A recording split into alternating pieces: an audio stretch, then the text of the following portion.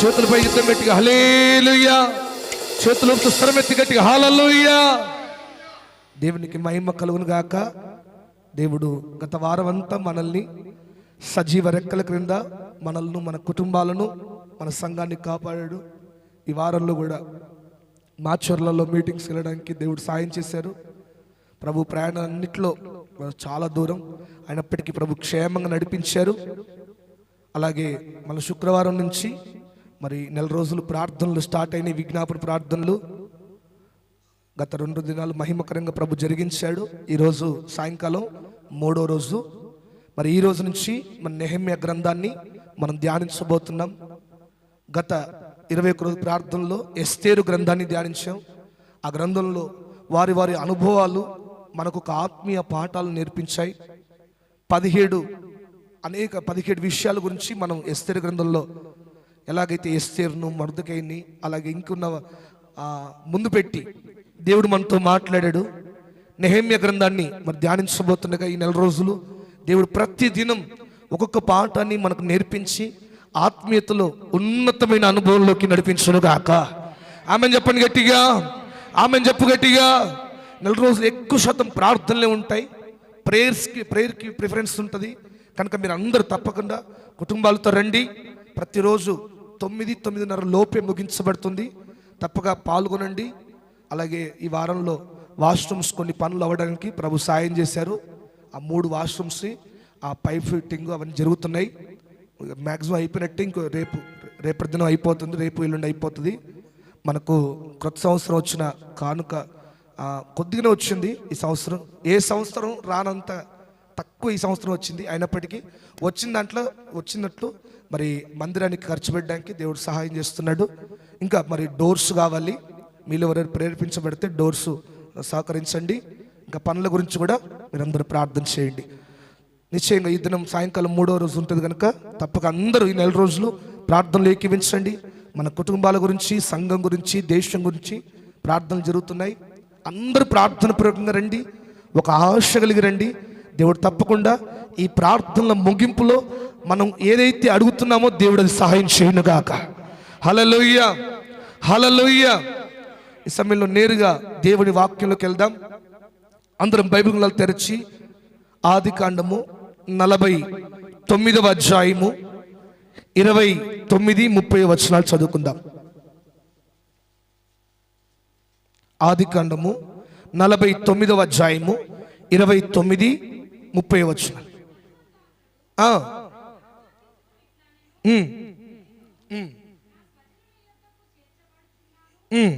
హిత్తీయుడైన ఎఫ్రేను భూమి అందున్న గుహలో నా తండ్రుల యొద్ద నన్ను పాతిపెట్టుడి. ఆ గుహ కానాను దేశమందలి మమ్రే ఎదుటనున్న మక్వేల పొలములో ఉన్నది. అబ్రహాము దానిని, ఆ పొలమును హిత్తీయుడగు ఎఫ్రోను యొద్ద శ్మశాన భూమి కొరకు స్వాస్థ్యముగా కొనెను. అక్కడనే వారు అబ్రహామును అతని భార్య అయిన శారాను పాతిపెట్టిరి. అక్కడనే ఇస్సాకును అతని భార్య అయిన రిబ్కాను పాతిపెట్టిరి. అక్కడనే నేను లేయాను పాతిపెట్టి తిని. ఆ పొలమును అందులోనున్న గుహయు హేతు కుమారుల యొద్ద కొనబడినదనెను. యాకోబు తన కుమారులకు ఆజ్ఞాపించుట చాలించి మంచము మీద తన కాళ్ళు ముడుచుకొని ప్రాణము విడిచి తన స్వజనుల యొద్దకు చేర్చబడెను. చాలు. హల్లెలూయా. చేతులపై యుద్ధం గట్టిగా హల్లెలూయా, హల్లెలూయా. ఈ పూట మనం చూస్తున్నట్లయితే దేవుడి వాక్యంలో యాకోబు మనకు అవుపడతాడు. మన పితరుడైన యాకోబు ఎట్లాగా దేవుని కార్యాలను కన్నులారా చూశాడో, తన జీవితంలో దేవుని కార్యాలను ఎలాగ అనుభవించాడో మనందరికి తెలుసు. మనం వింటూ వచ్చాం. 31st నైట్ రోజు కూడా యాకోబు జీవితం ఇశ్రాయేలుగా ఎలాగ మలుపు తిరిగిందో, ఎలాగ దేవుని ఆశీర్వాదాలకు వారసుడిగా తనను బట్టి దేవుడు ఎలాగ దీవించాడో మనం విన్నాం. అయితే ఈ పూట చూడండి, యాకోబు చివరి దశలో ఉన్నాడు, కడవరి దశలో ఉన్నాడు, మరణించే పరిస్థితుల మధ్యలో ఉన్నాడు. మరణానికి దగ్గరగా ఉండి యాకోబు ఏం కోరుకుంటున్నాడు తెలుసా? ఇదిగో నేను చనిపోతున్నాను, నా యొక్క మృతదేహాన్ని బంగారు పెట్టెలు చేసి పెట్టండి, లేదంటే విలువైన సుగంధ ద్రవ్యాలు రాసి పెట్టండి, నాకు పెద్ద తాజ్మహల్ లాగా సమాధి కట్టండి అన్నాడా? కోరుకున్నాడా? లేదంటే చనిపోతున్నాను, పలానా వాళ్ళు మనకు ఎప్పటి నుంచో పగస్తులు, మన దగ్గర వాళ్ళు డబ్బులు తీసుకొని ఇంకా ఈలే, వాళ్ళని మాత్రం మీరు క్షమించకండి అన్నాడా? చనిపోతూ పిల్లలందరిని పిలిచి దీవించాడు, ఆశీర్వదించాడు. బిడ్డలారా మీరందరూ మంచిగా ఉంటారు అని ప్రవచనమెత్తి పలికాడు, దీవించాడు. దీవించి చనిపోతూ అంటాడు, నేను చనిపోయిన తర్వాత మట్టిలో కలిసిపోయే నా దేహం కూడా, నా ఎముకలు కూడా ఈ యొక్క ఐగుప్తులో ఉండడానికి వీల్లేదు,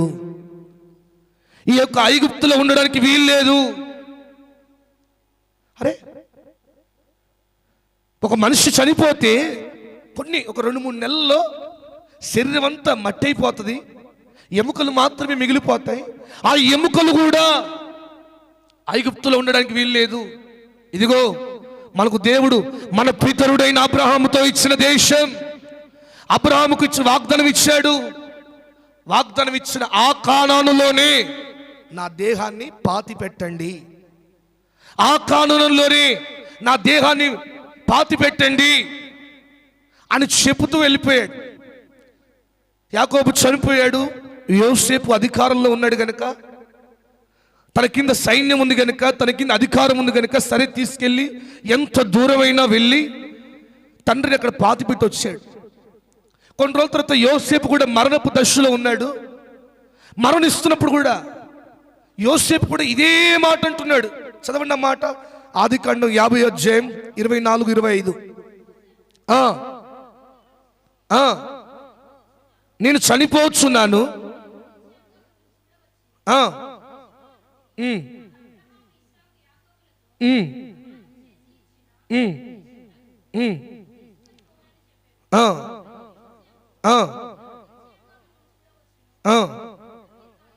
అప్పుడు మీరు నా ఎముకలను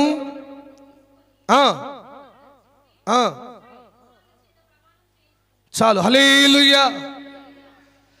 తండ్రినంటే పెట్టారు, అయిపోయింది. ఇప్పుడు యోసేపు కూడా అదే మాట అంటున్నాడు, నా ఎముకలు ఈ స్థలంలో ఉండడానికి వీల్లేదు. కానానులో దేవుడు మనకిస్తానన్న ఆ దేశములో, దేవుడు మనకి ఇవ్వబోతున్న ఆ వాగ్దాన దేశంలోనే మీరందరూ వెళుతున్నప్పుడు నా ఎముకలు తీసుకెళ్ళి అక్కడ పాతి పెట్టండి అన్నాడు. ఇద్దరిలో ఒకటే కామన్ పాయింట్ మనకు అవపడుతుంది, ఏంటంటే వారు ఈ యొక్క భౌతికమైన దేహాన్ని కూడా ఐగుప్తులో ఉండడానికి వీల్లేదు. కానానే నేను చనిపోతున్నాను, మా దేహం కూడా ఇక్కడ ఉండడానికి వీల్లేదు, కానాను దేశంలోనే పాతి పెట్టండి. కానాను దేశానికి ఎంత విలువనిస్తున్నారో, ఎంత ప్రాధాన్యత ఇస్తున్నారో, ఎంత ప్రయారిటీ. ఎందుకంటే మన పితరుడైన అబ్రహాంకి దేవుడు వాగ్దానం ఇచ్చాడు, ఇదిగో నేను చూపించబోయే ఈ దేశము నీ సంతానానికి సొత్తుగా ఇస్తాను, స్వాస్థ్యంగా ఇస్తాను. దేవుడు ఇవ్వబోతున్న ఈ వాగ్దాన దేశంలోనే మమ్మల్ని పాతి పెట్టండి తండ్రి, అలాగే యోసేపు కూడా అదే కోరుకున్నారు. ఎందుకు? కానాను అంటే అంత విలువైందా? కానాన్లో మట్టి వేరా? లేదంటే కానాన్లో మట్టి ఎముకలను తినేదా? మట్టి శరీరాన్ని తినేదా? కాదే, అది అక్కడ మట్టి ఇక్కడ మట్టి, కానీ అది దేవుడు ఇవ్వబోతున్న దేశము, దేవుడిస్తున్న వాగ్దాన దేశము, తన ప్రజలకు ఇస్తానన్న స్వాస్థ్యం అది. వాటి గురించి మన పితరులకి ఎంత విలువ చూడండి. ప్రాణం పోతున్నా కూడా వాళ్ళ ఆశ, వాళ్ళ ధ్యాస, ఒక రకంగా చెప్పాలంటే వాళ్ళ శ్వాస కూడా కానాను మీదే ఉంది. చెప్పండి, దేని మీద ఉంది? కొంచెం సపోర్ట్ చేస్తూ కొంచెం గట్టిగా చెప్పండి, దేని మీద ఉంది? కానాను మీదే, కానాను దేశం మీదే. మరి అంత విలువైన దేశాన్ని దేవుడు ఇస్తానన్నాడు. 40 లక్షల మంది ప్రయాణం చేసుకుంటూ ఆ దేశం కొరకు పాటలు పడుతూ 40 సంవత్సరాలు కష్టపడి కన్నీళ్ళు విడిచి ఎడారిలో బ్రతుకుతూ గుడారాలు వేసుకొని బ్రతుకుతూ కష్టపడి వెళ్ళారు కదా. మరి దేవుడు ఇస్తానన్న దేశంలో, అంత విలువైన దేశంలో, అంతటి శ్రేష్టమైన దేశంలో ఎవరెవరు చేరారు అని మనం చూస్తే 2 చేరారండి. ఎంతమంది చేరారు? ఇద్దరే. దేవుడు అనాది నుంచి ప్రమాణం చేసిన ప్రమాణము, ఆయన మాట మారలేదు. ఆ విలువైన దేశంలో, ఆ వాగ్దాన దేశంలో, ఆ కానానులో ఇద్దరు మాత్రమే చేరారు. మిగతా వారు చేరలేకపోయారు. పాటలు పాడుతూ 40 సంవత్సరాలు ప్రజలను ఉత్తేజపరిచిన వారు చేరలేకపోయారు. నడిపించిన దాంట్లో పెద్దలు అనేవారు చేరలేకపోయారు. ఇశ్రాయేలు గోత్రములో ఉన్న పెద్దలు చేరలేకపోయారు. సంపన్నులు చేరలేకపోయారు. బలమున్నవారు చేరలేకపోయారు. ఇద్దరు మాత్రమే చేరారండి. ఆ ఇద్దరిలో ఒక వ్యక్తి గురించి ఒక 2 విషయాలు మనం నేర్చుకుందాం. మరి ఈ ఇద్దరిని మాత్రమే దేవుడు అలో చేశాడంటే, అంతటి మన పితరుల నుంచి విలువ ఇవ్వబడిన అంత శ్రేష్టమైన స్థానములో ఈ ఇద్దరికి మాత్రమే అవకాశం దొరికిందంటే, ఈ ఇద్దరు శ్రేష్టమైన వారా కాదా? చెప్పండి, చెప్తలేరు. శ్రేష్టమైన వారు కాదా? వారిలో ఉన్న ఆ లక్షణాలు కొన్ని, వారిలో ఏ ఒక్క లక్షణాలు వారిని కానానికి చేర్చాయో అవి మనం కలిగి ఉంటే, మనకు కూడా కానాను ఉంది. మన కానాను పరలోకం అనే కానాను. హల్లెలూయా. చెప్పు గట్టిగా, చేతులు చెప్పండి గట్టిగా, హల్లెలూయా. ఈ కానాను పరలోకానికి సూచనగా ఉంది. పర సంబంధమైన దీవెనలకు సూచనగా ఉంది. పరలోక గవినికి సూచనగా ఉంది. రెండవ రాకడికి సూచనగా ఉంది. ఆ కాణంలో వారిద్దరు చేరారు. మరి ఈ కాణంలో ఎంతమంది చేరతారు? సంఘానికి ఇంతమంది వచ్చాం, నీవు నేను అందరం ఉన్నాం. అందరూ చేరుతామని గ్యారంటీ లేదండి. అదేంటయ్యా పాస్టర్, మీ అందరూ బాప్తిసం తీసుకున్నారంటారా? మనకంటే పితరులు ఎర్ర సముద్రంలోనే బాప్తిసం తీసుకున్నట్టుగా వాళ్ళకి ఇవి కాదు, ఏకంగా ఎర్ర సముద్రంలోనే ఏకంగా దేవుడే ముందు నడిచినా కూడా వారు చేరలేకపోయారండి. వారు చేరలేకపోయారు. కొన్ని అవలక్షణాలు వారిని దేవునికి దూరం చేస్తాయి. దేవుడు ఇవ్వబోతున్న వాగ్దానాన్ని పొందుకోకుండా చేస్తాయి. కానీ ఇద్దరు మాత్రం దాన్ని పొందుకోగలిగారు, దాన్ని స్వాధీనపరుచుకోగలిగారు. దాంట్లో ఒక వ్యక్తి కాలేబు. చెప్పండి, ఎవరు? అందరు చెప్పండి గట్టిగా, కాలేబు. కాలేబు అనే యవనస్తుడు 40 లక్షల మందిలో దేవుడి వాగ్దానం సొంతం చేసుకోవడానికి ఒక వ్యక్తిగా మారాడండి. 40 లక్షల మంది ఉన్నారు కానీ సొంతం చేసుకోలేకపోయారు. కాలేబు యెహోషువలు మాత్రమే ఆ వాగ్దానాన్ని పొందుకోగలిగారు. ఆ వాగ్దాన దేశంలో, దేవుడు చూపెడుతున్న ఆ దేశంలో అడుగు పెట్టగలిగారు. హల్లెలూయా, హల్లెలూయా. ఆ వాక్యాన్ని చదువుదామా? యెహోషువ గ్రంథం 14వ అధ్యాయం 8-9 కాలేబు గురించి రాయబడి ఉంటుంది. ఆ ఆ ఆ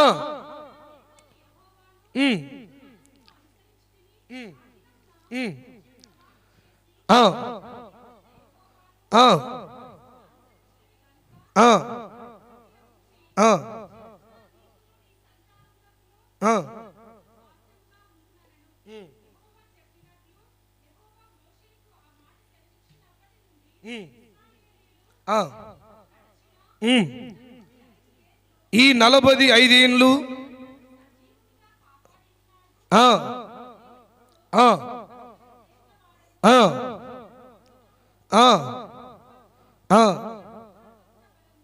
చాలు. హల్లెలూయా చెప్పాలి గట్టి, హల్లెలూయా. చేతులు చెప్తాం గట్టి, హల్లెలూయా, హల్లెలూయా. ప్రియమైన దేవుని బిడ్డలారా, ఆ పర సంబంధమైన దీవెనలకు సొత్తుగా స్వాధీనపరుచుకునే వ్యక్తిగా కాలేబు నిలబడ్డాడు. పరలోకానికి సూచనగా ఉన్న ఆ కానానులో అడుగు పెట్టగలిగాడు. తన జీవితాన్ని ఒక రకంగా చెప్పుకుంటే తన జీవితం ఒక ధన్యకరమైపోయింది. ఒక భాగ్యవంతునిగా మార్చబడగలిగాడు. ఈరోజు మందిరానికి వస్తున్న మనం కూడా ఎన్నో ఏళ్ళ నుంచి భక్తి చేస్తున్నాం. ఎంతో కాలముగా వాక్యం వింటూ వచ్చాం.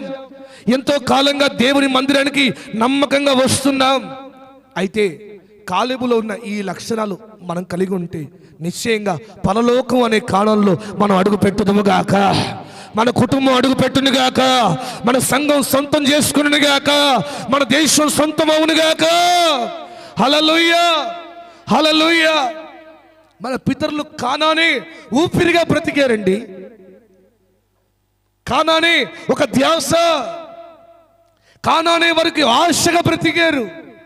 ఆ కానాన్ని చూసిన కాలేబు అంటున్నాడు, కాలేబు గురించి శ్రేష్టమైన మాట వినబడుతుంది.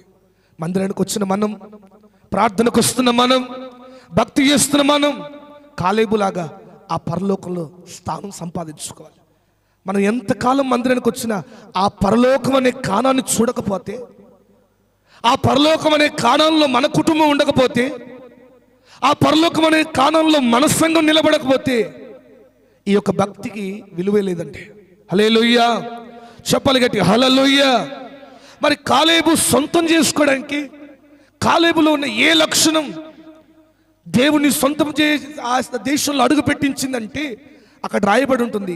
ఏముంది చదువుదాం అన్నమాట. 14వ అధ్యాయం, అది ఇంత ముంచు అయిన మాట, 8వ వచనం.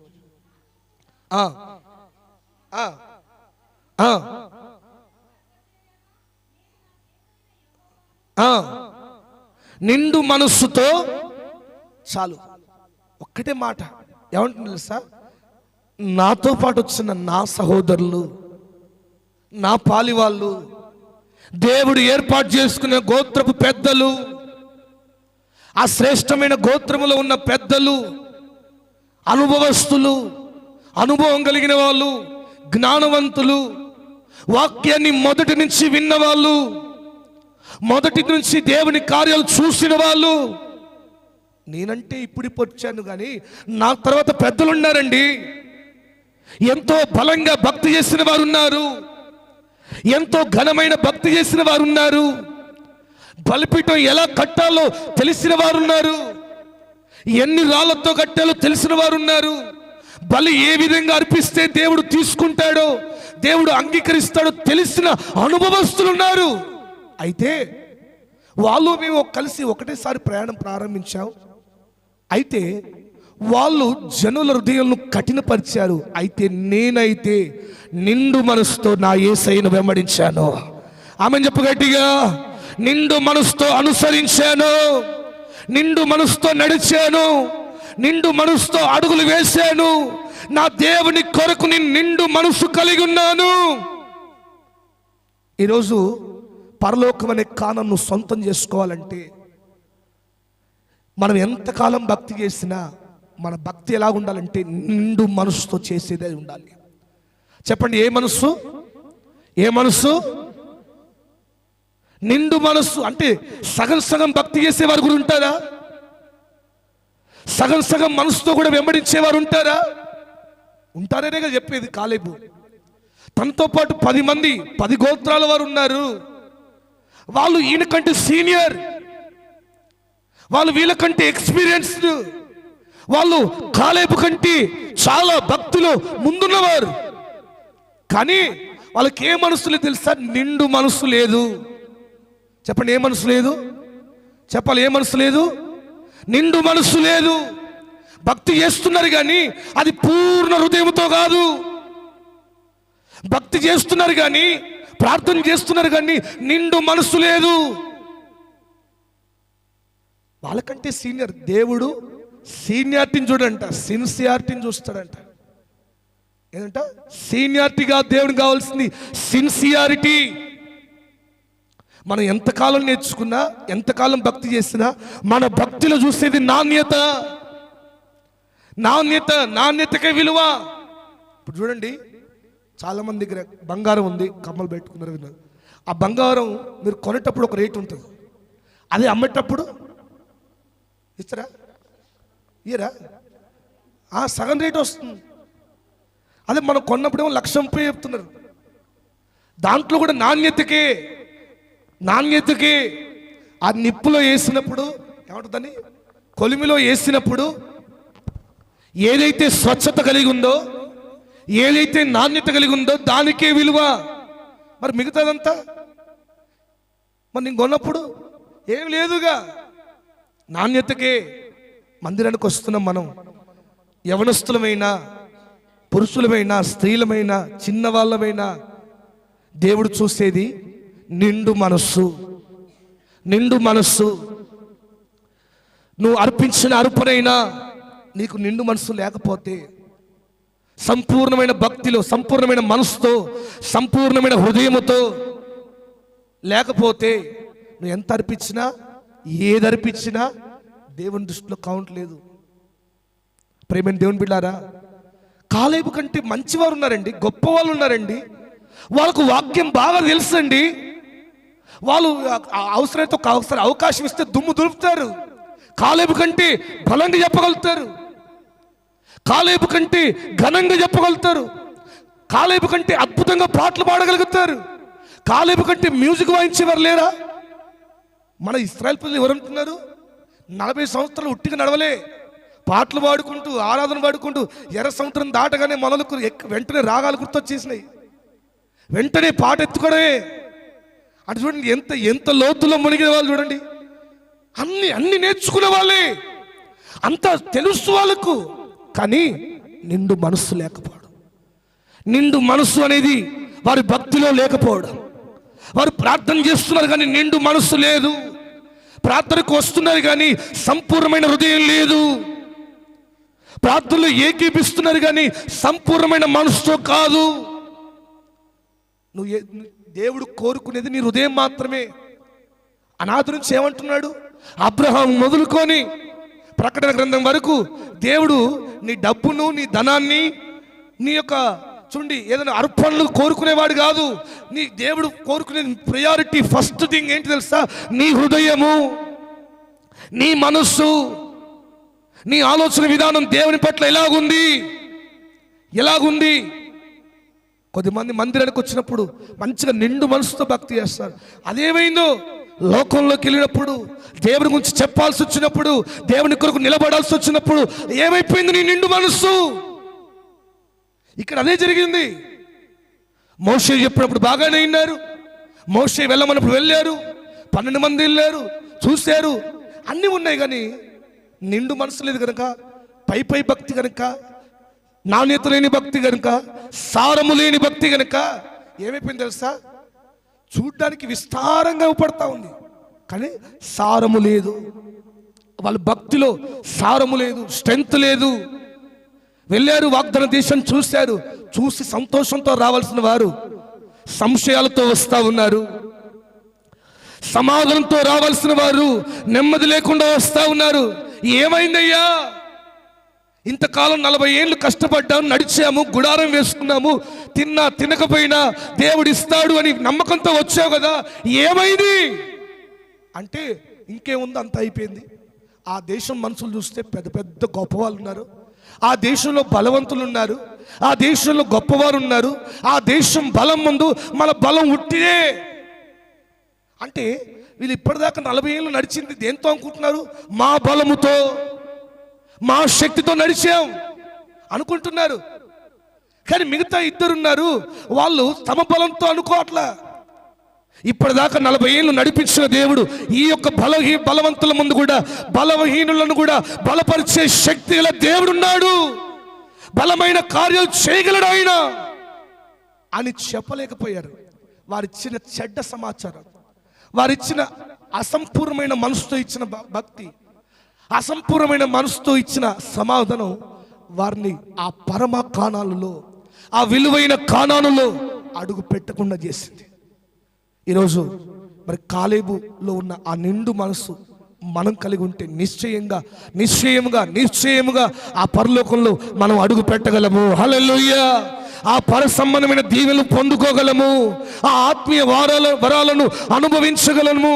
మనం ఏదైతే అపేక్షిస్తున్నామో అది నిశ్చయంగా అనుభవించగలము. కనుక ఈరోజు ఈ 2026 3వ వారం ప్రారంభించాం. ఈ 3వ వారంలో నిండు మనసుతో భక్తి చేయి, నిండు మనసుతో భక్తి చేయి. యాకోబుతో పాటు రాహేలు తన భార్య బయలుదేరింది, అందరూ బయలుదేరి, రాహేలు బయలుదేరింది, లేయా బయలుదేరింది దేవుడు ఇస్తున్న దేశం కొరకు. ఇక అక్కడి నుంచి బయలుదేరుతున్నారు, నడుస్తున్నారు. మధ్యలో చిన్న సమస్య వచ్చింది. యాకోబు వాళ్ళ మామ లాబాను వచ్చి కోపం చేస్తూ ఉన్నాడు. ఏమైందంటే, ఇంతకాలం మమ్మల్ని దీవించిన మా విగ్రహాలను మీరు దొంగలించుకొచ్చారంటున్నాడు. అరే, మాకు విగ్రహాలతో పని ఉందయ్యా, మాకు సజీవుడైన దేవుడు ఉన్నాడు కదా, మమ్మల్ని పోషించే దేవుడు అంటే లేదు లేదు మీరే దొంగతనం చేశారంటున్నారు. అయితే తీద్దాం, పెట్టలు తీద్దాం అని చెప్పి అన్ని యాకోబు చెప్పాడు, మీరు ఏ ఒక్క గుడారంలోకి వెళ్ళి తీసుకురా, దొరికినా వాళ్ళు ఇప్పుడే చంపేస్తాం చూడండి అంటే వెళ్ళి చూస్తే ఎవ్వరి దగ్గర దొరకట్లేదు, సైలెంట్ వెళ్ళిపోయారు. కానీ చూడండి, మనుషులకు దొరకపోయినా దేవుడిని ఖచ్చితంగా. కొంతమంది అనుకుంటారు, మేము చూడండి దావీదు అనుకున్నాడు నేను పాపం చేశాను, మనుషులు ఎవరు చూడలేరు కదా అనుకున్నారు. కానీ మన దేవుడు పైరూపం చూసే దేవుడు కాదు, దేవుడికి అన్నీ తెలుసు కదా. ఆ విగ్రహాలను దొంగతనం చేసిన ఎవరు? రాహేలే. ఆ రాహేలు అనే స్త్రీ విగ్రహాలను తీసుకుని తన పెట్టలు పెట్టుకొని దాని మీద కూర్చుందంట. నాన్న నువ్వు రాగానే లేచి నిలబడి నీకు నమస్కరించాలన్న కానీ నేను గర్భంతో ఉన్నాను నాన్న అని చెప్పి అన్ని సెంటిమెంటు కూర్చుందంట. కానీ ఆ విగ్రహాలను ఏమనుకుంటాను, ఈ విగ్రహాలు ఉంటే మా నాన్న డెవలప్ అయ్యాడు అని అనుకుంది. కానీ ఈ విగ్రహాల వల్ల కాదు, మా దేవుడైన దేవుడు, మా సజీవుడైన దేవుడు, మమ్మల్ని నడిపించే నాయకుడైన దేవుడు నా యజమానికి తోడుగా ఉన్నాడు అని ఏ రోజు అనుకోలేకపోయింది. అందుకే ఏమని తెలుసా, కానాన్లో అడుగు పెట్టలే.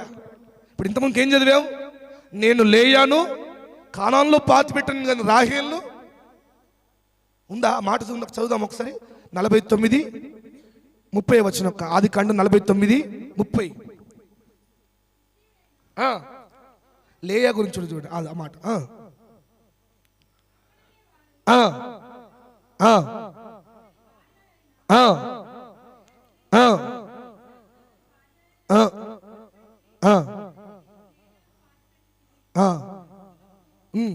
చాలు, లేయా పేరెత్తాడు కానీ రాహేల్ పేరెత్తాడా?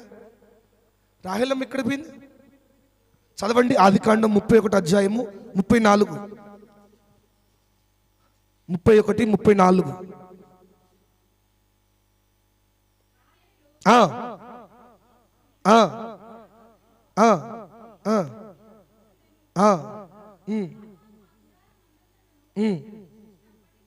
అవి దొరకలేదు. చాలు, హల్లెలూయా. లేయా గురించి కానాన్లో ప్రస్తావన లేదు. రాహేలు గురించి, లేయా గురించి మాత్రమే ఉంది. రాహేలు చేసిన తప్పేంది? ఏమీ లేదు, ఒక్కటే విగ్రహాలను దొంగతనం చేసింది అంతే. చూడండి ప్రేమని దేవుని బిడ్డలారా, మందిరానికి వస్తూ ఉన్నా ఇంకా నీ పాత స్థితి మరిచిపోకపోతే, పాత బ్రతుకు విడిచిపెట్టకపోతే, పాత ఆలోచనలు పాతి పెట్టకపోతే నీవు పరమకాలంలో నిలబడలేవు. మధ్యలోనే ఈ యొక్క బెన్యామిన్ను ఆ డెలివరీ అవుతున్న టైంలోనే, కంటున్న టైంలోనే అక్కడే చనిపోయింది, అక్కడే పాతి పెట్టారండి. కానాన్లో కాదు, కానాన్లో అడుగు పెట్టలేకపోయింది.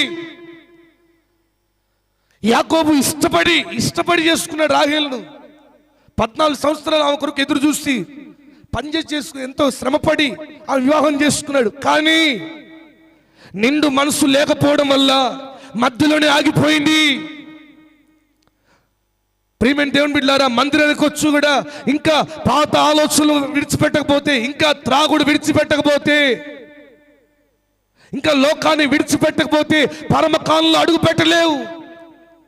ఎంతకాలం మందిరానికి వచ్చినా, ఎన్ని సంవత్సరాలు వచ్చినా అవి విడిచిపెడితేనే, నిండు మనసుతో భక్తి చేస్తేనే, నిండు మనసుతో వెంబడిస్తేనే ఆ అద్భుతాలను కళ్ళారు చూడగలవు, ఆ అద్భుతమైన స్థితిలో అడుగు పెట్టగలవు. నువ్వు అపేక్షిస్తున్న ఆ దీవెనలను, ఆత్మీయ వరాలను అనుభవించగలవు. మరి ఇంకా ఏ స్థితిలో ఉన్నావు? నిండు మనసుతో వెంబడిస్తున్నావా? ఓ రోజు యేసు ప్రభువే ఒక ప్రార్థన జరిగితే ఆ ప్రార్థనలో కానుకలు పెడుతున్నారు. వచ్చి కానుకలు పెట్టే ముందు నిల్చున్నాడట. ఎంతో మంది వచ్చారు, అందరూ వేలు కానుకేసిపోతున్నారు. చూస్తూ ఉన్నాడు, పలానా తల్లి ఇంతేసింది, పలానా తల్లి ఇంతేసింది, అన్ని చూస్తూ ఉన్నాడు. అయితే ఒక ముసలమ్మ వచ్చింది, నడవలేకుండా వచ్చింది. వచ్చి ఆమె దగ్గర ఏమీ లేవండి, 2 కాసులు ఉన్నాయి. ఆ 2 కాసులు వేసిపోయింది. వేసి వెళ్ళిపోతున్నప్పుడు అందరు ఇంత అయిపోయిన తర్వాత ప్రభు ఆమెను కనపరుస్తున్నాడు. అరే ఇక్కడ అందరికంటే ఈమె ఎక్కువ ఇచ్చింది అంటున్నాడు. మిగతా వాళ్ళు, అక్కడ ఉన్న వాళ్ళు పెద్దలు శ్రీమంతులు అందరూ ఆశ్చర్యపోతున్నారు. ఏంటి, మేమందరం వేలు కానుకేసాము, ఆమె ఇచ్చింది 2 కాసులే.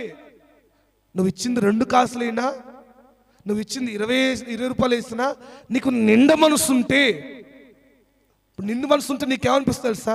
దేవా నా దగ్గర ఏమీ లేవయ్యా, ఎగ్జాంపుల్ అనుకున్నా, ఒక 20 రూపాయలే ఉన్నాయి, అయ్యా నేను ఇచ్చే ఈ కానుక నీ సేవలో వాడుకో ప్రభా, నీ సేవలో వాడబడాలి ప్రభా, దాన్ని ప్రతిఫలం మేము అనుభవించాలని ఒక ఆశతో వేస్తాం. ఇంకా ఆశలేం లేదంటే వాళ్ళు 50 వేసినా, 100 వేసినా, 500 వేసినా ఏదో ఇస్తున్నాం. పాస్టర్ గారు ఊరికే మైకులు మొత్తుకుంటుంది కనుక వేస్తున్నాం అని వేసామనుకో, ఏమి లేదు. ఇక అంతే. నువ్వు ఉట్టిగా నువ్వు ఏమంటున్నారు, శాస్త్రానికి వేసినా, ఏదో వచ్చి ఏదో చేయాలి అన్నట్టుగా వేసినా, లేదంటే అందరు ఇస్తున్నారని నువ్వు ఇచ్చినా దానికి ప్రతిఫలం ఉండదు, దానికి ప్రతిఫలం ఉండదు. నువ్వు ఏ మనసుతో ఇస్తున్నావో చూస్తాడు దేవుడు. ఎంత ఇస్తున్నావు అనేది కాదు, ఏ మనస్సు నీకుంది. దేవుని పని కొరకు ఇస్తున్నాను, దేవుని పని జరగాలి, దేవుని సువార్త ప్రకటించబడాలి, ఎంత దినాల్లో దేవుని సేవకులు ఇంకా సువార్త విస్తరించబడాలి, ఈ ఒక విలువైన దేవుని పనిలో వాడబడాలి అన్న మనస్సు నీకుందా? నేను ఎంత ఇస్తే లాభం, నా పేరు చెప్తాడా ఏంది అన్న మనసు నీకుందనుకోండి, సగం సగం భక్తితో లేకుండా ఏదో వేసేవనుకోండి, దాని ప్రతిఫలం చూడలేము. అందుకే ఆ యొక్క వృద్ధురాలు నిండు మనసుతో ఇచ్చిన, కొంచెమైనా నిండు మనసుతో దేవుని పని జరగాలి, దేవుని పని జరగాలి, దేవుని కార్యాలు జరగాలి, సువార్త విస్తరించబడాలని ఆలోచనతో, ఆశతో, ఆసక్తితో వేసిందట. అందుకే ఆమె గణపరచబడింది. ప్రేమైన దేవుని బిడ్డలారా, మరి ఏ మనస్సు కలిగి ఉంటున్నావు? మందిరానికి వచ్చిన మనం నిండు మనసు కలిగి పాతవి విడిచిపెట్టి, పాత ఆలోచన విడిచిపెట్టి, పాత స్థితిని పాతిపెట్టి, నువ్వు ఏం చేసినా, నువ్వు పాటలు పాడినా, సంగీతం వాయించినా, పరిచర్య చేసినా, కార్పెట్లు వేసినా, ఊడ్చినా, ఏం చేసినా నిండు మనసు నీకు ఉండాలి. నిండు మనసుతో చేయాలి, నిండు మనసుతో వెంబడించాలి. వాక్యాన్ని చదివినా సంపూర్ణమైన మాన్యతతో నువ్వు చేయగలిగితే, నువ్వు చేసేది చిన్నదైనా ఆ ప్రతిఫలం నీకు జీవితంలో గొప్పగా రాబోతా ఉంది. హల్లెలూయా, హల్లెలూయా, హల్లెలూయా. నిశ్చయంగా దేవుడు ఆ ప్రతిఫలాన్ని మర్చిపోడు, వాటిని విడిచిపెట్టడు. ఎందుకంటే నువ్వు చేసింది నిండు మనసుతో. అందుకే అననీయ సఫీరా గురించి మనం చదువుతాం కదా, వాళ్ళు కానుకిచ్చారు కానీ అసంపూర్ణమైన భక్తితో, అసంపూర్ణమైన మనసుతో, ఏదో ఇవ్వాలి అన్నట్టుగా ఇచ్చారు. దేవుడు అంగీకరించలేదు.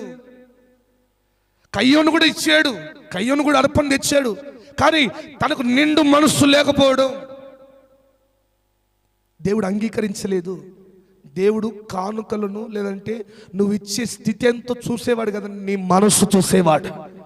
నీ మనస్సు ఏ విధంగా ఉంది, నువ్వు మందిరానికి ఏ విధంగా వస్తున్నావు. నిండు మనస్సు కలిగి ఉంటే మందిరంలో ఎలా ఉండాలో నీకు తెలుస్తుంది, ఏ విధంగా రావాలో నీకు తెలుస్తుంది, ఎటువంటి వస్త్రాలు వేసుకోవాలో నీకు తెలుస్తుంది, ఎట్లాగా దేవుని సన్నిధిలో నడుచుకోవాలో నువ్వు అంగీకరించగలవు, చూడగలవు.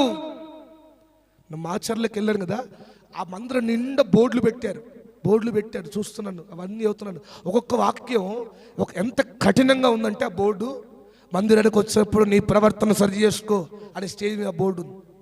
ఇంకోవైపు నీ చూపులు ఎటు వెళుతున్నాయో చూసుకో, దాని కింద రెఫరెన్స్.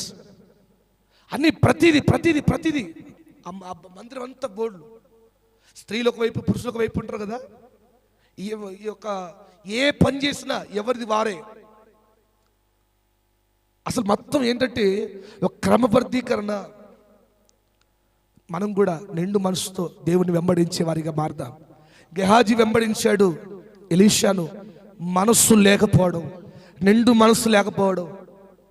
ఇట్లాగే మాకు తెలిసిన ఒక వ్యక్తే డేవిడ్ రాజ్ పాస్టర్ గారి దగ్గరికి సేవకు వెళ్ళాడంట. సేవకు వెళ్తే మందిరంలో మంచిగా పరిచర్య చేస్తున్నాడు, మంచిగా పాటలు పాడుతున్నాడు. అప్పుడప్పుడు ఎక్కడైనా టైం ఇస్తే వాక్యం, ఎక్కడైనా చిన్న వాళ్ళ కుటుంబ ప్రార్థన చేసినప్పుడు కానీ, సేవకులందరూ కలిసి ప్రార్థన చేసినప్పుడు కానీ అవకాశం ఇస్తే బాగా చెప్తున్నాడు, బాగా చేస్తున్నాడు. ఇక ఆ వ్యక్తికి మంచి సంఘం అప్పగిద్దాం, మంచిగా చేద్దాం అని అనుకుంటున్నారు. అన్ని పరీక్షలు అయిపోయినాయి, లాస్ట్ ఒక పరీక్ష మిగిలిపోయింది. చూద్దాం అనుకోండి, ఆ సేవకుల రూము పరిచయం చేయాలి. సేవకుల రూమ్లో వాళ్ళు వెళ్ళి వంతు ఊడ్చి రావాలి. ఆ బ్రదర్కి చీపురు ఇచ్చారు, ఊడమని చెప్పారు. ఎవరు లేరు అనుకున్నారు. ఆ పరుపు పక్కన ఒక 500 పడేశారు. 500 వీలే అక్కడ వేసి వెళ్ళిపోయారు. ఎవరు చూస్తలేరు అంటున్నాడు. అంత ఊడ్చుకుంటూ ఐదులో పడ్డాడు. ఐదులో పడేసరికి ఏమనిపించింది, తనకు ఎందుకో తీసుకోవాలని మనసు వచ్చింది. తీసుకొని జోలు పెట్టుకున్నాడు. అంతే, ఏం లేదు. ఇక నెక్స్ట్ రోజే తను తెచ్చుకున్న బ్యాగ్ తీసుకొని పంపించారు. ఆ కిటికీ నుంచి పాస్టర్ గారు చూస్తారట, చూస్తున్నారు, వాళ్ళంతా గమనిస్తారు అన్నట్టు. ఆ కెమెరా ఆ రూమ్లో కెమెరా ఉంది, చూశారు. గమనిస్తే తెలిసిపోయింది. ఇక ఎన్ని విషయాలు చెప్పినా నడువు అన్న, నా ఆరోగ్యం కొరకు తీస్తున్నాడు, నా ఖర్చు కోసం తీస్తుంటే కాదు, నీవెలా నడుస్తున్నావో సేవకులు గమనించకపోయినా దేవుడు గమనిస్తాడు. మందిరానికి ఏ మనసుతో వస్తున్నావో చుట్టూన్న వారు గమనించకపోయినా దేవుడు గమనిస్తాడు. జాగ్రత్త కలిగి ఉండాలి. నిండు మనసుతో నువ్వు అడుగు పెట్టగలిగితే నువ్వు ఏదైతే అడుగుతున్నావో దేవుడు నీకు తప్పకుండా అంగీకరించి నీకు అది దేవుడు దయచేయునుగాక. ఆ పరమ కాలంలో నిశ్చయంగా మనం అడుగు పెట్టుదాముగాక. గెహాజీ కూడా వెంబడించాడండి, పరిచయం చేశాడు, పని చేశాడు, అన్నీ చేశాడు. కానీ తన మనస్సు లోకం మీద ఉండడం వల్ల, తన మనస్సు ధనం మీద ఉండడం వల్ల, తన మనస్సు వెళ్ళిపోతున్న ఆ డబ్బు మీద పరిగెత్తడం వల్ల పరిగెత్తెచ్చుకున్నాడు. ఎంతో గొప్ప స్థాయిలో దేవుడు ఉంచేవాడు. ఆ పని చేస్తుండకపోతే అందుకే విడిచిపెట్టాడు. ఆ కుష్ఠరోగం అతనికి వచ్చేసి దేవుని సేవ నుంచి డ్రాప్ అవుట్ అయిపోయాడు. సౌలుని గురించి కూడా సమూయేలు ఇదే మాట అంటాడు, సౌలా, నిన్ను దేవుడు నీ రాజ్యాన్ని గొప్ప చేయాలనుకున్నాడు, స్థిరపరచాలనుకున్నాడు. అయితే నువ్వు ఎందుకు ఈ తప్పుడు పని చేశావు? ఎందుకయ్యా? అయ్యా నేనేం చేశానయ్యా? నువ్వు వచ్చేది లేట్ అవుతుందని చెప్పి వాదించాను, అంతే, అయిపోయింది, నీ రాజ్యం వేరేలోకి వెళ్ళిపోయింది అని చెప్పి దేవుడు తొలగించేశాడు. ప్రతి విషయంలో, ప్రతి సందర్భంలో మనం గమనిస్తుంది తెలుసా, వాళ్ళకి సంపూర్ణమైన మనసుతో వెంబడించకపోవడం. సంపూర్ణమైన మనసుతో వెంబడించిన కాలేబు, యెహోషువలు మాత్రమే ఆ పరమ కాలంలో అడుగుపెట్టారు. నిశ్చయంగా మందిరానికి వస్తున్న మనం ఏది చేసినా, ఏ ఒక పాట పాడినా, ఏ వాక్యం చదివినా, ఏ చిన్న ప్రార్థన చేసినా సంపూర్ణమైన మనసుతో చిన్న ప్రార్థన చేయి, నిశ్చయంగా దేవుడిని అంగీకరించునుగాక. హల్లెలూయా. కాలేబు నిండు మనస్సు ఆ కాలంలో అడుగు పెట్టించింది. రెండవదిగా కాలేబులో ఉన్న ఏ తత్వం కాలంలో అడుగు పెట్టించింది చూడండి. అదే ఇంతకుముందు చదివిన యెహోషువ గ్రంథం 14:8-9.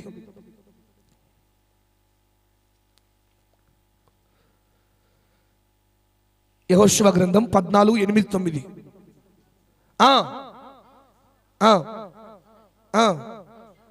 తొమ్మిదో వచనం అండి. ఆ దినమున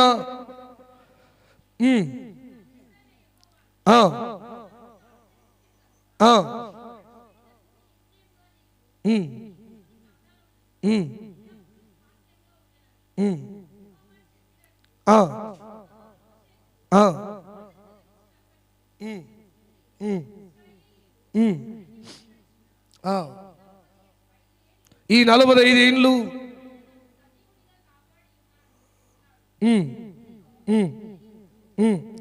నేనిప్పుడు 85 ఏళ్ళు.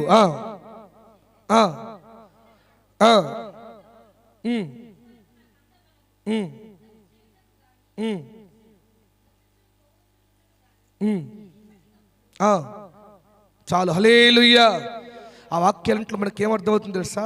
ఒకప్పుడు మోషే నన్ను పంపించినప్పుడు నాకెంత బలమో, ఇప్పుడు కూడా యుద్ధం చేయడానికి నేను సిద్ధంగా ఉన్నాను. ఇప్పుడు కూడా నేను యుద్ధానికి వెళ్ళడానికి సిద్ధంగా ఉన్నాను. మోషే చెప్పాడు, నేను వెళ్ళాను. ఆ యొక్క దేశాన్ని వేగు చూడడానికి నా సహోదరులతో పాటు నన్ను పంపించాడు, నేను వెళ్ళాను. ఇప్పుడు కూడా వెళ్ళడానికి సిద్ధంగా ఉన్నాను. ఇప్పుడు కూడా యుద్ధం పంపిస్తే వెళ్ళడానికి నాకు 85 ఏళ్ళు, ఇంకా నేను సిద్ధంగా ఉన్నాను.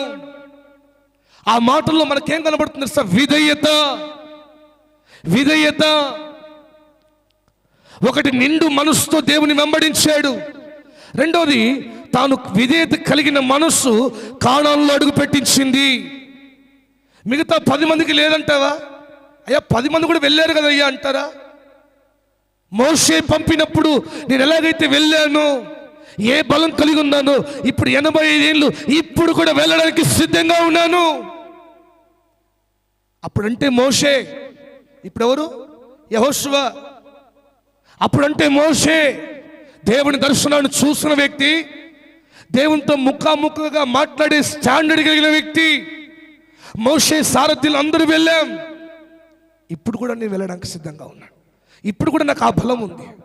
ఇప్పుడు కూడా నేను దేవుని పని కొరకు నేను అడిగేయడానికి నేను ఇంకా ఆ మనస్సు కలిగి ఉన్నాను. ఆ విధేయత కలిగిన మాటలు మనకు కనబడతాయి. తన జీవితం ఒక విధేయతకు సూచనగా ఉంది. ఎందుకు కాలేబు యెహోషువలే ఆ యొక్క కానాను దేశంలో అడుగు పెట్టారంటే వారు కలిగిన విధేయత, వారు కలిగిన విధేయత. ఈ 40 సంవత్సరాలు ఎలా నడిచారో, 40 ఏళ్ళు ఎలాగ నడిపించుకుంటూ వచ్చాడో ప్రతిదీ దేవుడు గమనించుకుంటూ వచ్చాడు. దేవుని మాటకు ఎంత విధేయత చూపారో దేవుడు చూసుకుంటూ వచ్చాడు. ఈరోజు ప్రేమైన దేవుని బిడ్డలారా, మందిరానికి వస్తున్న మనం దేవుని మాటకు తప్పకుండా విధేయత చూపేవారిగా ఉండాలి. ఎంతవరకు విధేయత అంటారా? విధేయతకు ఎవరినిగా మాదిరి చేసుకోవాలంటే మనుషులను కాదు. ఒక మనిషిని మాదిరిగా తీసుకున్నాం అనుకోండి, పలానా వ్యక్తి పలానా దగ్గర విధేయత కలిగి ఉన్నాడా అని మనకు కోపడుతుంది. మనిషి బలహీనుడైన మనుషుని మనం మాదిరిగా ఎప్పుడు తీసుకోవద్దు. మరి ఎవరిని మాదిరిగా తీసుకోవాలి? సాక్షాత్తు యేసు ప్రభు వారు ఈ లోకంలో నరావతారిగా వచ్చాడు కదా, యేసు ప్రభునే మాదిరిగా తీసుకోవాలండి. ఎంత విధేయత అంటే మరణం పొందేంత విధేయత చూపిన మాదిరి గల యేసయ్యను వెంబడించాలి. యేసయ్యను మాదిరిగా తీసుకున్నా. ఒక మనిషిని ఎప్పుడు మాదిరిగా తీసుకున్నాం. విధేయత విషయంలో దేవుడే మాదిరి, యేసు ప్రభువే మనకు మాదిరి. ఒక వ్యక్తిని మాదిరిగా తీసుకున్నాం అనుకోండి, ఆ వ్యక్తి ఎక్కడైనా తప్పిపోయాడు అనుకోండి విధేయతలో, అప్పుడు మనకేమైతే ఏం స్ట్రైక్ అయితే తెలుసా? పలానా వ్యక్తి పలానా విషయంలో స్ట్రైక్ అయిపోయాడు, పలానా విషయంలో విధేయత లేడు.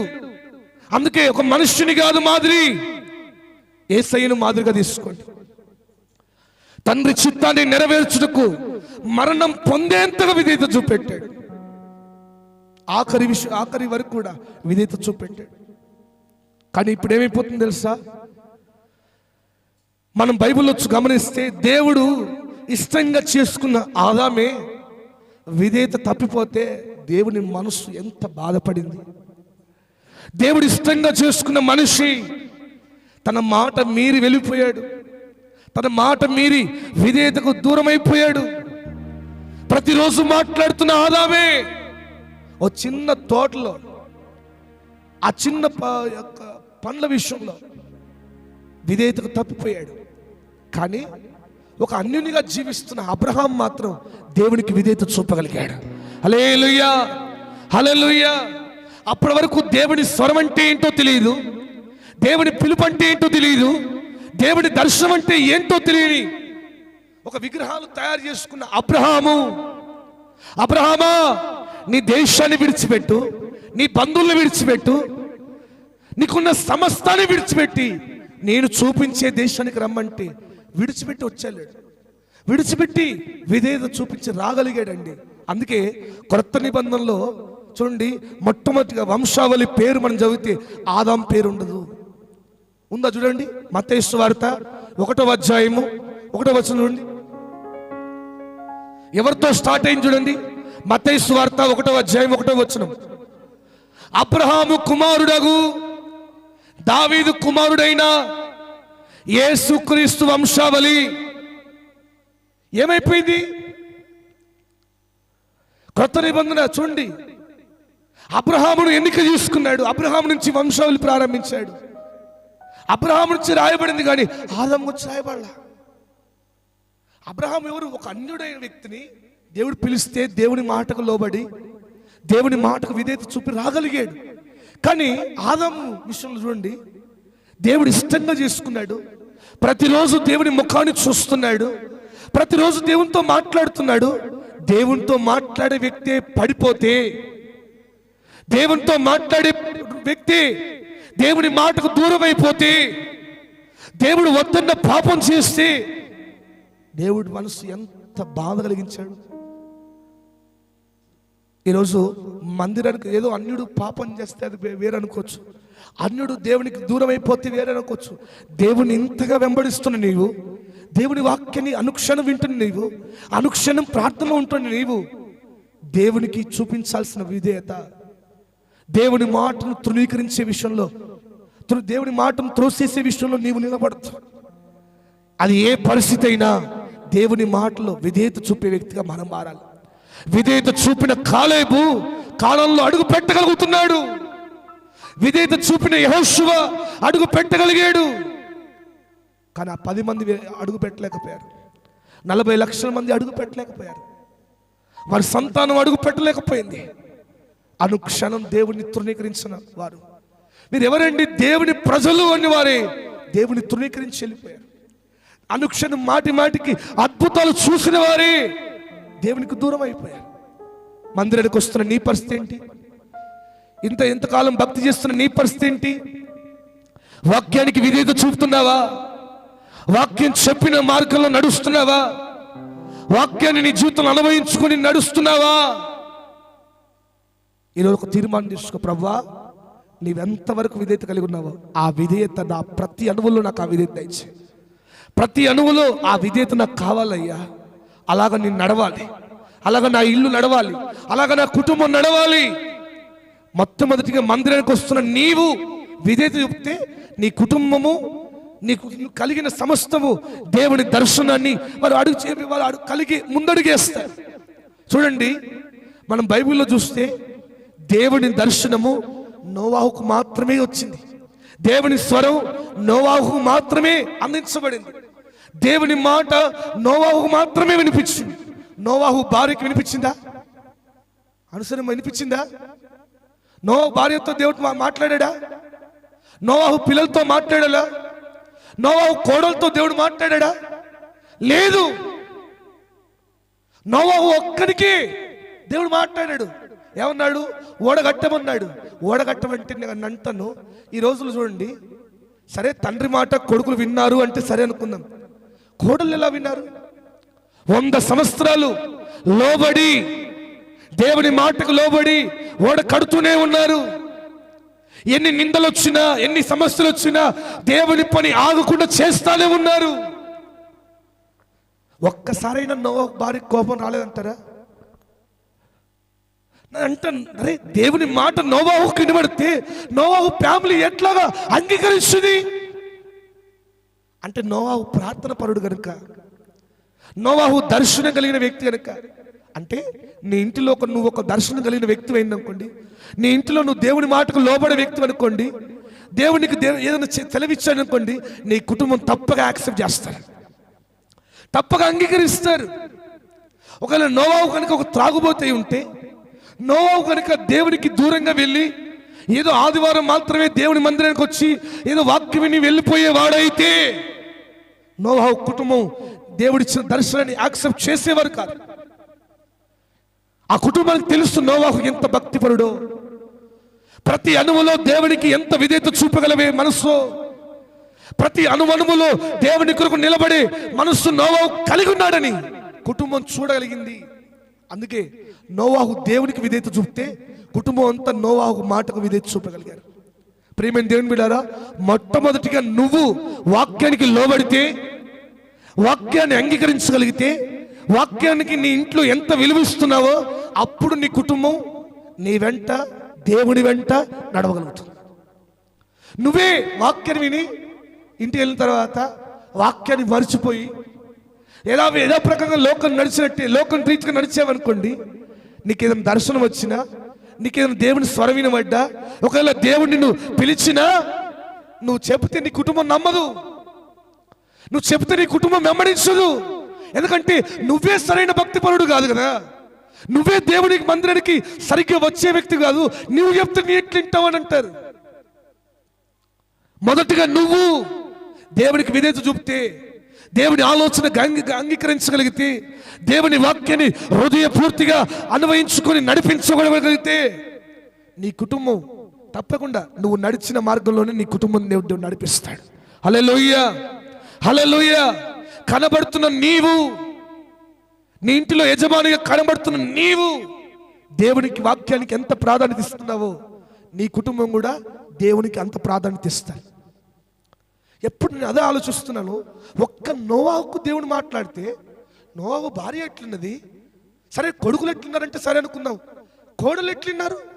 100 సంవత్సరాలు ఎన్ని నిందలు వచ్చినా, ఎంతమంది ఎన్ని మాట్లాడుకున్నా, ఎంతమంది నవ్వినా ఓడగట్టడం ఆపలేదు, పని చేయడం ఆపలేదు, దేవుని పని ఆపలేదు. అంటే నోవాహు ఎంత భక్తిపరుడైతే ఆ కుటుంబం ఆ దర్శనాన్ని అంగీకరిస్తుంది. మా నాన్న భక్తిపరుడండి, అందుకే దేవుని దర్శనాన్ని పొందుకున్నాడని వాళ్ళు నడిపించబడగలుగుతున్నారు. మా అమ్మ ప్రార్థన పరురాలు, అందుకే మా అమ్మతో దేవుడు మాట్లాడాను కానీ వాళ్ళు నమ్మగలుగుతారు. మా నాన్న వాక్యం వింటాడు కానీ ఆ వాక్యం ప్రకారం చేయడు. వాక్యం వింటాడు కానీ మందిరానికి వెళ్తాడు కానీ ఏదో నామకే వాసుకి వెళ్తాడు. అంత ప్యూర్ క్రిస్టియన్స్ కాదు మేము అని నీ కుటుంబానికి నీ యొక్క స్వభావం తెలిస్తే వారు ఎప్పటికీ విధేయత చూపలేరు. వారు ఎప్పటికీ నువ్వు ఎంత ప్రయత్నించినా, వారిని ఎంత మందిరానికి నడిపించాలనుకున్నా, కనబడుతున్న నీవు మాదిరికరంగా లేకపోతే నీ కుటుంబం ఎప్పటికీ మాదిరికరంగా మారలేదు. నోవాహు విషయంలో ఒకసారి ఆలోచించండి. నోవాహు ఎంత భక్తిపరుడైతే, ఎంత ప్రార్థన పరుడైతే, ఎంత విశ్వాసం కలిగిన వ్యక్తి అయితే తన కుటుంబం నోవాహు చెప్పగానే విన్నది. నోవాహు ప్రారంభించగానే వాళ్ళందరూ కట్లు వేయడానికి ఎట్లా ఒప్పుకున్నారు. అది సాధారణమైన ఓడ కాదండి, ఎంత పెద్ద ఓడ మనకు తెలుసు. కనబడుతున్న నోవాహు మాదిరికరంగా నిలబడ్డాడు. విధేయత విషయంలో నోవాహే మాదిరికరంగా నిలబడితే తన కుటుంబం అంతా ఒప్పుకున్నారు, అంగీకరించారు, ఆ ప్రకారంగా ఆచరించారు. అందుకే ఆ కుటుంబం మాత్రమే ఓడలో అడుగు పెట్టగలిగారు. ప్రియమైన దేవుని బిడ్డారా, ఏదో వాక్యం మనిషిని ప్రభావితం చేయగలగని, వాక్యం నీలో కనబడితే నువ్వు ప్రభావితం చేయగలుగుతావు. లోకానికి ఇప్పుడు ఒక వాక్యం చెప్పామనుకోండి, ఆ వాక్యం వాళ్ళకి అర్థం కాదు. కానీ ఆ వాక్యం నువ్వు అంగీకరించి నీలో ఆ వాక్యంలోని కార్యాలు కనబడగలిగితే, ఆ వాక్యానికి నువ్వు ఇచ్చిన ప్రయారిటీ ప్రాధాన్యత కనబడితే నీ కుటుంబం, నీ వీధి వారు, నీ యొక్క బంధువులు తప్పకుండా వారు ఏదో ఒక రోజు అంగీకరిస్తారు. ఎందుకు తెలుసా? మా నాన్న మా అమ్మ ఎంత ప్రార్థన పర్రాలు అని వాళ్ళు నువ్వు చెప్పిన మాట వింటారు. అదే నువ్వు ప్రార్థన పర్రాలు కాకుండా ఏదో నామకార్థంగా వచ్చి నువ్వు వెళ్ళిపోయే వ్యక్తి అయితే, మళ్ళీ ఇంటికి వెళ్ళి లోకాన్ని వెంబడించే వ్యక్తి అయితే, లోకంలో కలిసే వ్యక్తి అయితే నువ్వు ఎంత చెప్పినా నీ కుటుంబం మారదు. కనబడుతున్న నీవు మాదిరికరంగా ఉండలేకపోతే దేవుని వాక్యాన్ని ఎప్పటికీ కనిపించేలా చేయలేవు, కనుపరచలేవు. కాలేజీకి వెళ్తున్న యవనస్తులైనా కావచ్చు, వాక్యం నీలో ప్రత్యక్షం కాగలిగితే, ఆ విధేయత నీలో కనబడితే, వాక్యానికి నువ్వు చూపే ప్రాధాన్యత ఎంతుందో లోకం గమనిస్తారు. వాళ్ళు చెప్పగలుగుతారు, పలానా వ్యక్తి ఆదివారం ఎక్కడ రారా, వాళ్ళు ఖచ్చితంగా మందిరానికి వెళ్తారు అని చెప్పగలుగుతారు. పలానా నువ్వు చూడు, ఈరోజు టూర్ ఉందంటే ఖచ్చితంగా ఆదివారం చర్చ్ పెట్టిన వస్తుంది. పలానా వ్యక్తి, రే బాబు ఇలా పార్టీ ఉందంటే వాళ్ళు అందరూ వస్తారు చూడండి అని అనుకోగలుగుతారు. నువ్వు ఎంత ప్రాధాన్యత చూపగలుగుతున్నావు, దేవుని మందిరానికి ఎంత విధేయత చూపగలుగుతున్నావో లోకం, ప్రజలు గమనిస్తుంటారు. నోవాహులాగా నీ ఇంటి వారికి నువ్వు ఒక మాదిరికరంగా మారుదువుగాక, నువ్వు ఒక మాదిరికరంగా నడుచుదువుగాక. నేను కన్నులారా చూశానండి, ఒక తల్లి గారు, ఆ తల్లి ఒక్క దేవుని నమ్ముకుంది. కుటుంబం, భర్త త్రాగుబోతి, కొడుకు త్రాగుబోతి, ఆ కొడుకు పచ్చి త్రాగుబోతు, గంజాయి తాగే వ్యక్తి.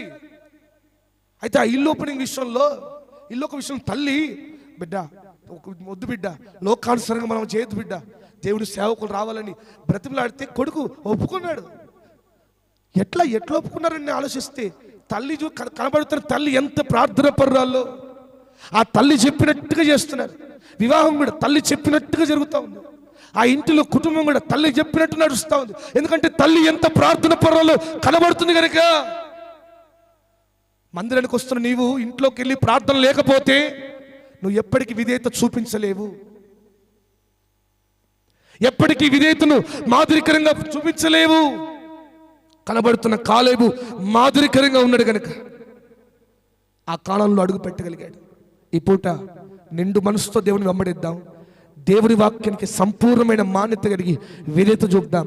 విధేయత విషయంలో యేసయ్యనే మాదిరికరంగా తీసుకుందాం. మరలా చెప్తున్నాడు, ఏ వ్యక్తిని మాదిరికరంగా తీసుకోకండి, దేవుని మాత్రమే తీసుకోండి, యేసు ప్రభుని మాత్రమే తీసుకోండి. ఎందుకంటే ఒక వ్యక్తిని తీసుకుంటే ఆ వ్యక్తిలో లోపాలని కనపడతాయి. ఆ వ్యక్తిని మాదిరికరంగా తీసుకుంటే ఎప్పుడు ఆ వ్యక్తి ఏ చిన్న విషయంలో తప్పు చేసినా నీకు అదే స్ట్రైక్ అవుతుంది. యేసు ప్రభుని తీసుకుంటే మరణం పొందేంతగా మాదిరికరంగా ఉన్నాడు. రక్తం కారుతున్నా కూడా ప్రార్థన విడిచిపెట్టని వ్యక్తిగా ఉన్నాడు. దేవుడి చిత్తాన్ని అంగీకరించే వ్యక్తిగా ఉన్నాడు. కనుక ఆయన్నే మాదిరికరంగా తీసుకొని మనం నడుచుదుముగాక. ఆ కాణంలో, ఆ విలువైన కాణంలో కాలేబు అడుగు పెట్టగలిగాడు. ఈరోజు పరమ కాణంలో, పరలోకమనే కాణంలో, పర సంబంధమైన దీవెళ్ళు అనే కాణంలో నిశ్చయంగా మనము, మన కుటుంబం, మన సంఘం నిండు మనసుతో అడుగు పెట్టుదుముగాక. నిండు మనసుతో భక్తి చేయుదుముగాక. నిండు మనసుతో వెంబడించుదుముగాక. రెండోదిగా వాక్యానికి, దేవునికి విధేయత చూపుదుముగాక. విధేయత కలిగి ఉందుముగాక. విధేయత విషయంలో యేసయ్యనే మాదిరిగా చూసుకుందుముగాక. దేవుడి ఈ వాక్యం మన వినికిలో దీవించి ఈ సంవత్సరం అంతా ఆ నిండు మనసుతో మనం భక్తి చేయుదుముగాక. నిండు మనసుతో అడుగు వేయుదుముగాక. ప్రార్థన చేద్దాం. అందరం మోకరించి ఒక చిన్న ప్రార్థన చేద్దామండి. చిన్న ప్రార్థనతో మనం ముగిద్దాం. దేవా, మందిరానికి వస్తున్న మేము నిండు మనసుతో నడుచుకునే భాగ్యం నాకు దయచేయి ప్రభువా. ఒక చిన్న ప్రార్థన చేద్దాం. ఎంతో మంది ఉన్నారు, కాలేబు కంటే పెద్దవాళ్ళు ఉన్నారు, కాలేబు కంటే అనుభవస్తులు ఉన్నారు. కానీ ఎందుకో నిండు మనసుతో అడుగు పెట్టలేకపోయారు, నిండు మనసుతో వెంబడించలేకపోయారు, నిండు మనసుతో సాగలేకపోయారు, నిండు మనసుతో అడుగులు వేయలేకపోయారు, నిండు మనసుతో యేసయ్యను వెంబడించలేకపోయారండి. పని చేస్తున్నారు కానీ నిండు మనసు లేదు, ప్రార్థన చేస్తున్నారు కానీ సంపూర్ణమైన మనసు లేదండి, భక్తి చేస్తున్నారు కానీ సంపూర్ణమైన మనసు లేదు. అర్పిస్తున్నారు, బలిపీఠం కడుతున్నారు, అర్పణలు అర్పిస్తున్నారు కానీ అర్పణ నిండు మనసుతో లేదు. ఈరోజు నువ్వు ఏది చేసినా నిండు మనసుతో ఆయన వెంబడించే వ్యక్తి, సంపూర్ణమైన మనసుతో. దేవునికి కావాల్సింది నీ యొక్క డబ్బు కాదండి, నీ యొక్క ఆస్తిపాస్తులు కాదు. నువ్వు ఏది చేసినా సంపూర్ణమైన మనసు. అందుకే అంటాడు, దేవుడిని ఆరాధించువారు, దేవుడు ఆత్మ కనుక ఆయన ఆరాధించువారు ఆత్మతోను సత్యముతోను పూర్ణ మనస్సుతో. దేవా, ఇంతకాలం భక్తి చేశాను, నా జీవితంలో ఎందుకు కార్యాలు ఆగిపోయినాయి, ఎందుకు కార్యాలు ఆలస్యం అవుతున్నాయి? ఇప్పుడు తెలుసుకున్నానయ్యా, నేను చేశాను కానీ నిండు మనసుతో చేయలేకపోయాను, నేను కష్టపడ్డాను కానీ నిండు మనసుతో చేయలేకపోయాను. అయ్యా, మాలో ఉన్న ఈ లోపాలను సవరించు ప్రభువా. నిండు మనసుతో నిన్ను వెంబడించే భాగ్యం మాకు దయచే ప్రభువా. నిండు మనసుతో ప్రార్థించే మనసు మాకు దయచే ప్రభువా. మందిరానికి వస్తున్నాం కానీ అయ్యా, ఎందుకో ప్రభువా సగం మనసుతో మా మనస్సు లోకం మీద, ధనం మీద పోకుండా, అర్హత మీద, అవకాశాల మీద పోకుండా, ఆలోచనల మీద, అయ్యా ఆర్భాటల మీద పోకుండా నిన్ను వెంబడించే విషయంలో, నీ కొరకు నడిచే విషయంలో, నీ కొరకు పాడే విషయంలో నిండు మాకు దయచే ప్రభువా. సంపూర్ణమైన మనసుతో, సనుగులు సంశయాలు లేని మనసు మాకు దయచే ప్రభువా. దేని మీద మాకు అయ్యా నిండు మనసుతో మేము అడుగు పెట్టాలయ్యా అని చేతులు ఆకాశం పెట్టి ఓ చిన్న ప్రార్థన చేద్దాం. అయ్యా, విధేయత చూపే మనసు మాకు దయచే. వాక్యానికి, ప్రార్థనకు, అయ్యా నీ మాటలకు, నీ ఆలోచనలకు విధేయత చూపే మనసు మాకు దయచే ప్రభువా. అవును, కాలేబు మోషే చెప్పినప్పుడు వెళ్ళగలిగాడు, యెహోషువ చెప్పినప్పుడు నేను వెళ్ళే మనసు నాకుంది. తన మనస్సులో, తన ప్రవర్తనలో ఎంత విధేయతనికి చూపెడుతున్నాడు. ఆ విధేయత కలిగిన మనసు మాకు దయచే. అవును ప్రభువా, విధేయత విషయంలో ఏ మనుషుని మాదిరికరంగా తీసుకోవద్దన్నా. అవును, మనుషులమైన మేము బలహీనులు, నేను బలహీనున్నయ్యా, మేము బలహీనమయ్యా, మాలో లోపాలున్నాయి. కానీ ప్రభా నీలో ఏ లోపం లేదు ప్రభా. నిన్ను మాదిరికరంగా తీసుకునే మనసు మాకు దయచేయి ప్రభా. అడుగుతావా? ఈరోజు ఒక చిన్న ప్రార్థన చేద్దాం. హల్లెలూయా, హల్లెలూయా. యేసయ్యా, ఆ మనసు మాకు దయచేయి ప్రభా, ఆ మనసు మాకు దయచేయి డాడీ. అయ్యా, నిన్ను మాదిరికరంగా తీసుకునే మనసు దయచేయి. అవును ప్రభా, నోవాహుకు ఒక్కడికి దర్శనం వస్తే ఆ కుటుంబం అంతా దర్శనాన్ని పాటిస్తున్నారు, నీ మాటకు విధేయత చూపుతున్నారు. కనబడుతున్న నోవాహు ఎంత భక్తిపరుడో మాకు అవుపడుతుందయ్యా. ఎంత భక్తిపరుడైతే తన కుటుంబం కూడా తనకు విధేయత చూపించగలుగుతున్నారు. ఎంత భక్తిపరుడైతే, ఎంత ప్రార్థన పరుడైతే తన కుటుంబం తండ్రి చూపిన బాటలో అయ్యా నడిపించబడగలుగుతున్నారు. ఈరోజు ప్రభువా, నేను కూడా నా ఇంటిలో ఒక మాదిరికరమైన విధేయత కలిగి ఉండాలి, మాదిరికరమైన భక్తి చేసి కృప దయచేయి ప్రభువా. అడుగుదామా? రెండు చేతులు ఆకాశం అయితే ఎవరు మౌనంగా ఉండదు. ఒక చిన్న ప్రార్థనతో మనం ముగించుకోబోతున్నాం. మోకాళ్ళ మీదకి రండి. రెండు చేతులు ఆకాశం వైపు మాకు నేర్పించు ప్రభువా. అయ్యా, నా ప్రతి అణువులో నీ పోలిక రావాలయ్యా, మా ప్రతి అణువులో నీ పోలిక రావాలి ప్రభువా. నిండు మనసుతో వెంబడించే మనసు మాకు దయచేయి ప్రభా. కాలేబు లాంటి మనసు మాకు కావాలయ్యా.